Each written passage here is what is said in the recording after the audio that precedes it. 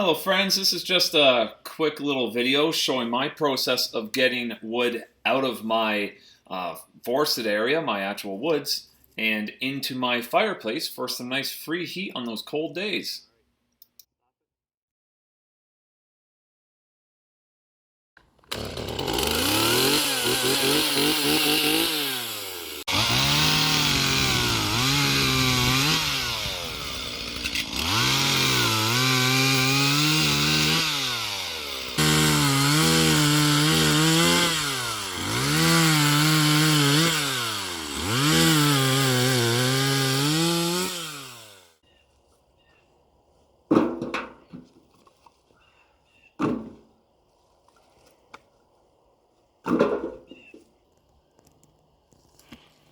Time to stack it now. So what's here should be enough for me to get through the entire winter, but if I need more, just to be safe, I'm going to end up splitting some of the wood that's over my other piles once I'm done with this stacking.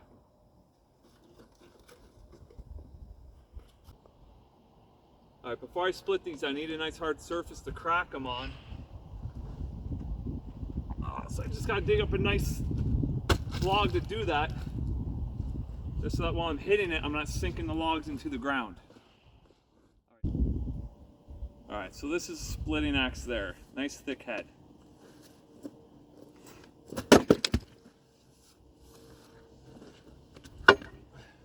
And you just go until the pieces are small enough to get into your wood stove. Alright, so that's a pretty good sized log for the wood stove. This one, if I split it again, it will be one of the ones that will help me get everything started and at a good temperature. So I'm going to chop them in half one more time. If I can get it balanced right. There we go.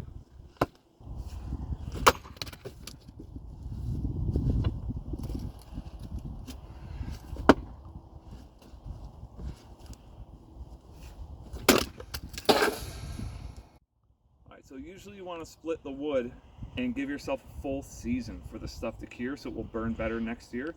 But this wood's been sitting in this pile already for a couple of years, so it can go in the fireplace this year if I want. But this is going to be the stuff that I'll get to near the end if I run out of what I showed earlier. Alright, so when you get a nice hard one like this is why I like the splitting axes. I'm going to take a sledgehammer now and just hit the hammer the rest of the way through. Alright, sometimes they're just very temperamental and you just do what you can until you finally get the crack or let go. Now it should hopefully be weak enough to split with another hit, I hope.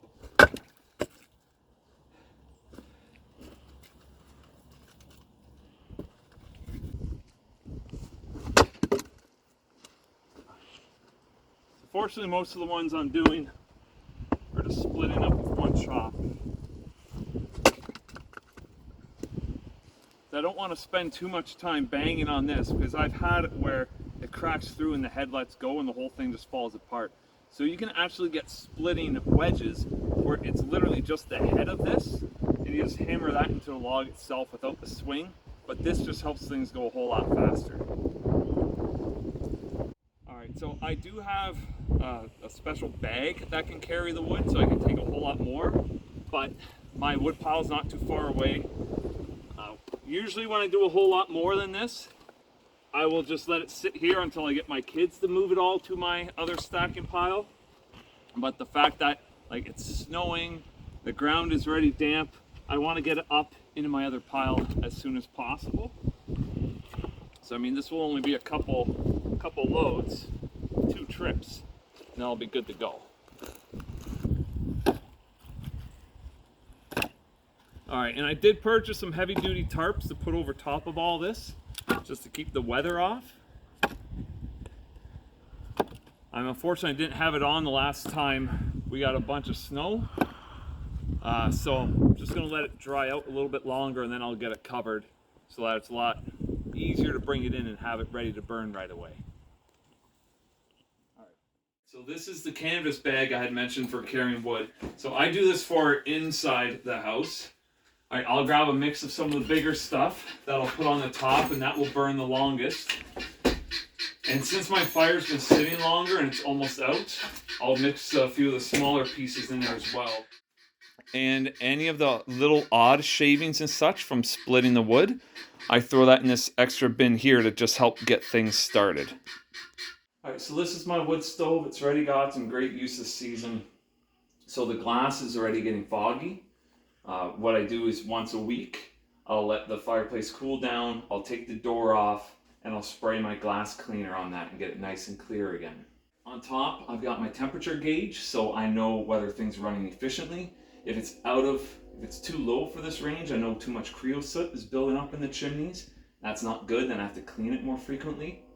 So right in the white range is where I want to be.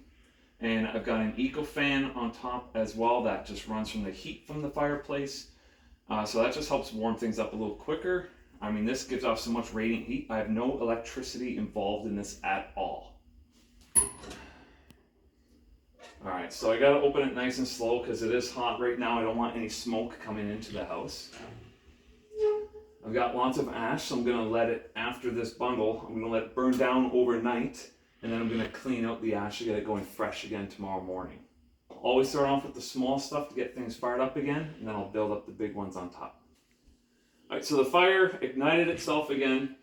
While it's doing that, I leave the door propped open just a little bit. So now that it's going, I'll close the door. And once it's gotten quite a bit hotter, I'll close the damper to about halfway till I know it's burning really well. And then I'll close it all the rest of the way so that it's a nice slow burn, giving off as much heat as possible. In terms of dust and mess, you can see there's dust on the fireplace. That's from the ash of opening it, putting in more wood, closing it. So at the end of every day, I'll either do a quick little vacuum around here or just sweep up any of the dust that is around the fireplace. And when it's cool, then I can brush off or vacuum off the top as well. And that's it. Pretty easy. Great heat to have on a cold day.